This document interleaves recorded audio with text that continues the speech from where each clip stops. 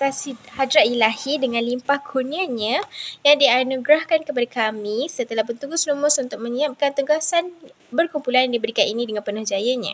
Pertama sekali, kami ingin mendedikasikan ucapan penghargaan ini kepada pensyarah ilmu wahyu dan kemasyarakatan yang dihormati Dr. Nur Syahira binti Muhammad Nasir kerana dengan tunjuk ajar serta bimbingan daripadanya telah membuka ruang untuk kami menjayakan tugasan berkenaan. Beliau turut berusaha memastikan agar segala penyampaian pengajarannya difahami dengan jelas kepada kami. Selain itu, kami juga ingin mengucapkan penghargaan terima kasih yang tidak terhingga kepada ibu bapa kami yang sentiasa menjadi pemudah cara untuk menyiapkan kerja khusus ini. Mereka sememangnya telah memberikan kami segala kemudahan dan sokongan moral sehingga kami berjaya menyiapkan tugasan ini. Seterusnya, kami turut mengucapkan penghargaan terima kasih kepada rakan-rakan kami kerana banyak memberi pendapat dan tunjuk ajar terhadap setiap apa yang kami alpa sepanjang tugasan ini dilakukan. Tanpa sokongan dan kerjasama yang erat, mungkin kami tidak dapat menyiapkan tugasan ini dengan jayanya. Akhir madah, kami ingin mengucapkan terima kasih kepada semua yang terlibat secara langsung dan tidak langsung dalam pembikinan tugasan ini. Sekian, terima kasih.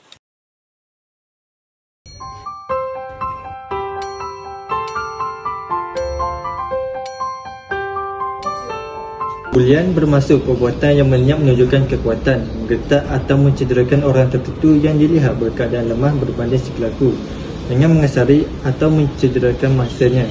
Ini secara tidak langsung menjadikan masa dilemahkan sehingga dipaksa mematuhi atau memberi layanan baik kepada pelaku yang kuat. Ada maksud lain yang menyatakan bahawa buli merujuk kepada tingkah laku agresif sama ada dalam bentuk fizikal atau psikologikal yang dilakukan secara berulang kali ke atas mangsa, dan ia bertujuan mendatangkan perasaan tidak selesa, aman, tentera dan harmoni. Secara umumnya, tingkah laku buli ditafsirkan sebagai tingkah laku yang dilakukan oleh seseorang dengan mengasari orang lain. Jumlahnya, orang yang dikasari adalah bersifat lebih lemah dibandingkan dengan mereka yang mengasarinya. Tujuan tingkah laku buli ini dilakukan adalah untuk memastikan si pembuli lebih berkuasa dan menjadikan masa mudarat sama ada dari aspek fizikal atau psikologikal. Saya akan menerangkan objektif yang pertama, iaitu mengkaji faktor buli dalam masyarakat kepada masa. Di sini saya dapat senaraikan 4 faktor buli dalam masyarakat. Antaranya ialah kegagalan ibu bapa dalam mendidik anak-anak. Selain itu, pengaruh daripada rakan sebaya yang negatif. Seterusnya, pengaruh televisyen dan media massa yang memaparkan aksi yang ganas. Akhir sekali, kelonggaran disiplin di sekolah. Secara umumnya, tindakan daripada kejadian buli selalunya akan beri impak yang mendalam kepada masa yang dibuli. Masa buli akan mengalami kesan jangka panjang dan jangka pendek. Kesan tindakan buli bukan sahaja memberi impak yang buruk kepada fizikal, malah kepada emosi dan sistem pembelajaran di sekolah. Terdapat 3 kesan yang akan dialami oleh pembuli. Itu dari kesan psikologikal, fizikal, sosial dan pembelajaran. Satu kesan buli yang ketara ialah masa buli akan berasa tertekan dan malu. Hal ini kerana emosinya telah tercalar akibat perbuatan buli oleh pemangsa. Justru masa buli akan berasa takut untuk bersemuka dengan pembuli. Masa buli mungkin akan tercicir daripada alam persekolahan. Seterusnya, masa buli juga tidak akan mempunyai keyakinan diri yang tinggi. Gejala ini berlaku akibat keyakinan dirinya yang telah diganggu oleh pemangsa buli. Oleh sebab itu, masa buli akan merasa rendah diri. Akibat ketidakkeyakinan diri ini, masa buli akan mengalami kemurungan dan suka menyendiri. Senario ini adalah mengheret masa buli menyertai kongsi gelap untuk melindungi dirinya daripada kaki buli. Seperkara lagi, masa buli akan kerap tidak hadir ke sekolah. Justru akan kehilangan minat untuk belajar. Lebih parah lagi, prestasi pelajaran masa buli akan merosot secara mendadak. Jika ibu bapa tidak peka dengan simptom-simptom perubahan tingkah laku anaknya, maka anak itu akan mula putus sekolah tanpa pengetahuan mereka. Bercakap mengenai gejala buli, kita dapat melihat dan mengenal pasti kejadian buli dalam masyarakat setempat. Seperti sedia maklum, gejala buli ini sering berlaku dalam kalangan pelajar-pelajar sekolah, sama ada sekolah rendah, sekolah menengah ataupun sekolah berasrama penuh. Selain itu, gejala buli ini pun sering berlaku di tempat kerja, yang di mana seperti pejabat atau di mana-mana tempat kita bekerja. pada zaman teknologi kini, gejala buli ini boleh berlaku dalam alam cyber, iaitu gejala buli cyber yang melibatkan emosi dan mental bagi seseorang individu tersebut. Oleh itu, kita dapat mengenal pasti bahawa gejala buli ini berlaku di mana-mana sahaja, tidak kira bangsa, agama ataupun negara. Assalamualaikum warahmatullahi wabarakatuh dan selamat pagi. Hari ini kami berada di Sekolah Menengah Kebahasaan Kompleks Tembusu bagi menjalankan tugasan kami. Hari ini kita akan berjumpa dengan merupakan salah satu cikgu kaunseling di Sekolah Menengah Kebahasaan Kompleks Tembusu, iaitu Cikgu Anira bin Omar. Ini mula-mula sekali kita tengok definisi buli. Okey, buli ialah satu perbuatan yang negatif yang berbentuk agresif dan bukan agresif, seperti mendera, memukul, mempersenda, mengejek, yang dilakukan biasanya kepada insan yang lebih lemah daripada pembuli lah, definisi dia.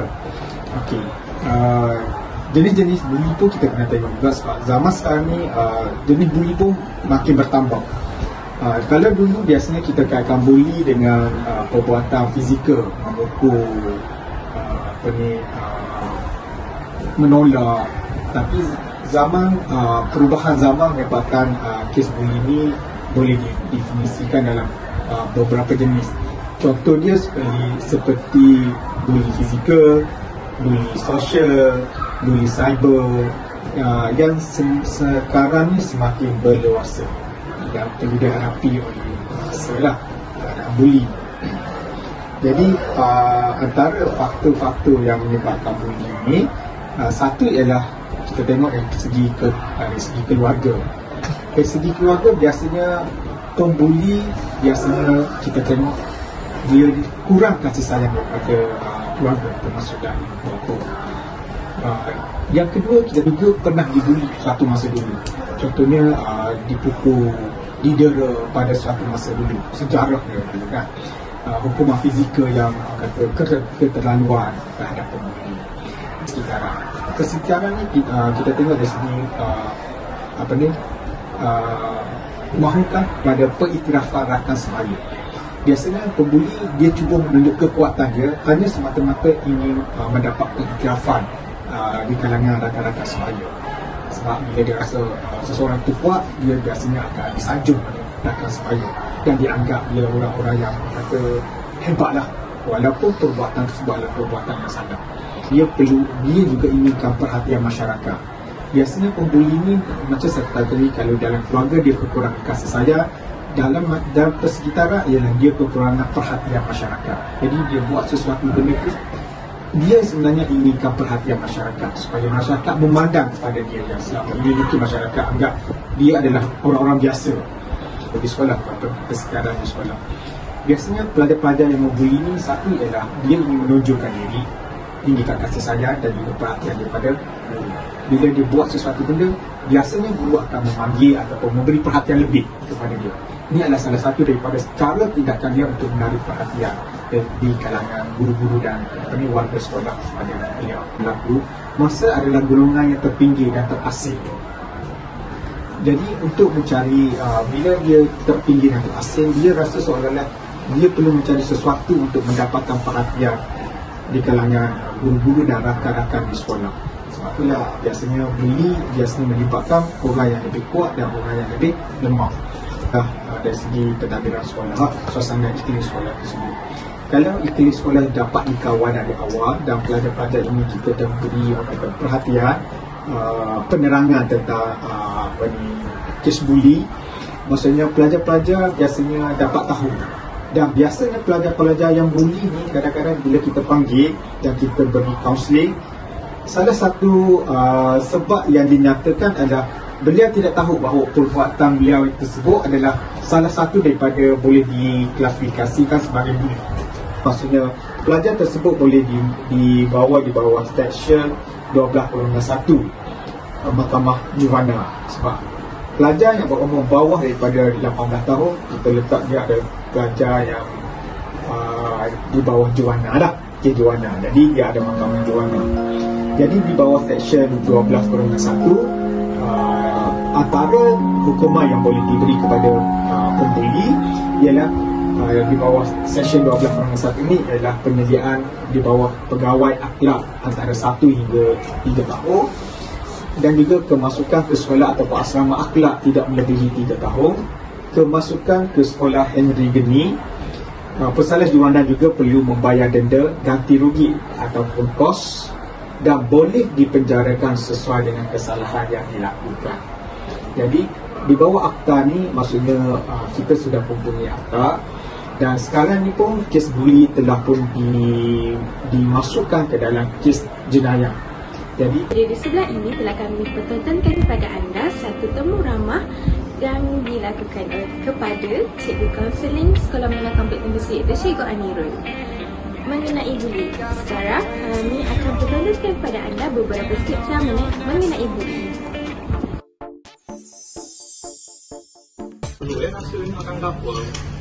Aku tengok media, tengok promosi. Tapi macam segini tak ada apa. Mau tak ada kena tak tahu kau kaya-kaya dalam ni je. Ada nak Deng MU. DMU. Ni nak kaya tu. Mana kah? Dia awal ke motor itu pun. Nak cerita kan pun boleh. Kabar haji pun boleh. Mana kaya lah. Tak boleh. Oh. Tangan tu be makan kopi ke kan? Dah mana saya ikut? Jangan kata kipas ya. Baik. Tu DMU. Oh, you tu. Ông ấy bao nhiêu? Boleh pun nak keluar. Jom. Ni. Makan dia lagi ni. Macam ni. Kita mana? Kamu ke sini ni. Dah mana saya mau pajang kat duit kau orang? Aku dah ada duit tu ni. Siapa bilang nak boleh orang? Kalau tak ada duit cari tinggi lah. betul kau.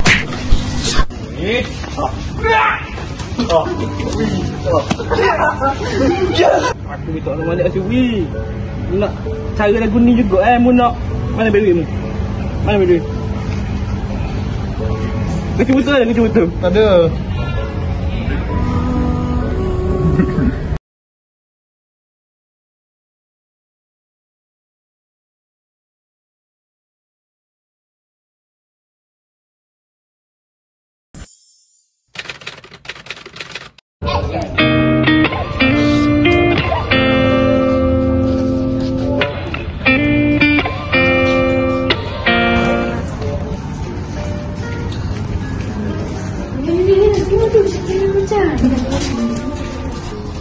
Kau tak jealous ke dengan macam aku cai? Asal tu ambil orang gede gila tu. Sabar Dina, sabar.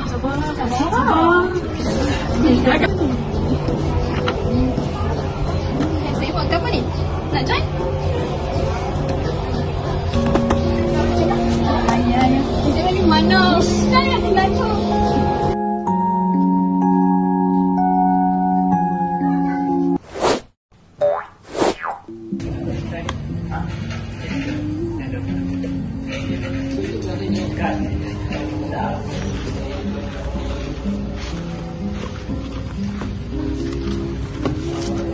Nama dia?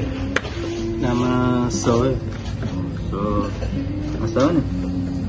Saya Agama dia. Ayah kerja dia? Ayah kerja kampung je. Tapi mak tak ada dah. Saya tanya bang. Bahasa Melayu tu masuk you? Alhamdulillah Allah bagi aku izin dapat sambung belajar dalam universiti ni. Salah ke aku anak miskin nak belajar? Kerja kampung lah. Dasar nak kampung, anak miskin. Oh.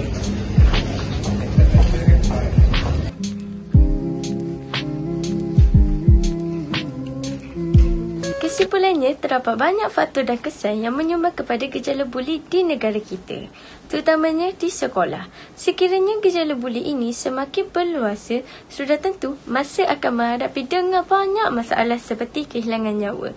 Oleh itu, semua pihak haruslah bekerjasama untuk membataskan sedaya upaya gejala buli ini agar keharmonian masyarakat dapat diwujudkan.